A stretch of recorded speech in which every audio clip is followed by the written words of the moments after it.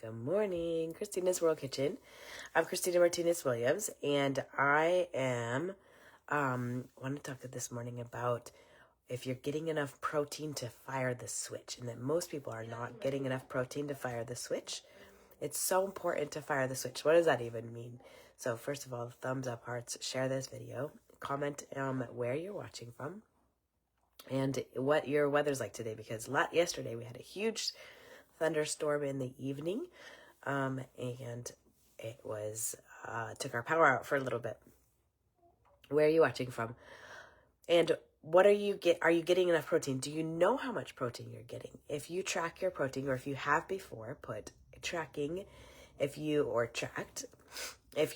not tracking your protein, I don't usually, but it has been helpful for me to see here and there where I'm at. I use ChatGPT just to tell it what I just ate and how much protein I'm getting, so that I can make sure that when I'm eating my meal, I'm getting enough protein to fire the switch. So it takes 25 to 35 grams of protein in one meal in order to fire the switch, meaning in order to the switch is leucine, and that quantity of protein is needed to get 2.5 or so grams of leucine, and leucine creates protein synthesis, which helps you build muscle. So if you're not getting enough protein, you're not getting the opportunity to build muscle with that protein. And it's really important that we build muscle when we eat protein, because we lose muscle 1% every year after the age of 50. So it's so important to have enough protein that we're doing that. So for most people, that quantity of protein is 0.7, not most people, we need 0.7 to 1 gram of protein per pound of our ideal body weight. If you're maintaining, and the weight that you're at, that would be your weight that you would multiply by 0.7 at your low end of protein, or just that same quantity of protein.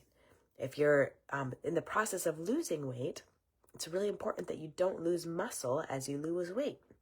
So this is really important, that you're consuming enough protein when in the process of losing weight, that you're protecting your muscle, you're building muscle.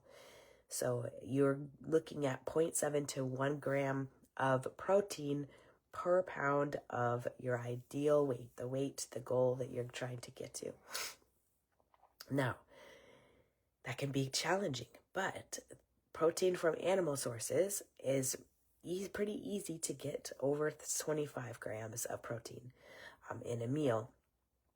And you can also do it with like Greek yogurt, a cup and a half of cottage cheese. So there are other non-protein or non-animal sources. It takes like 5 eggs to get to that. So eggs alone isn't going to necessarily give you that 25 to 35 grams of protein. Now, if you're adding some cheese or adding some other things, then or protein, other protein, then you can. So what are you doing? Where I've had to do this myself. Like, what am I in my 2 meals a day that I'm eating?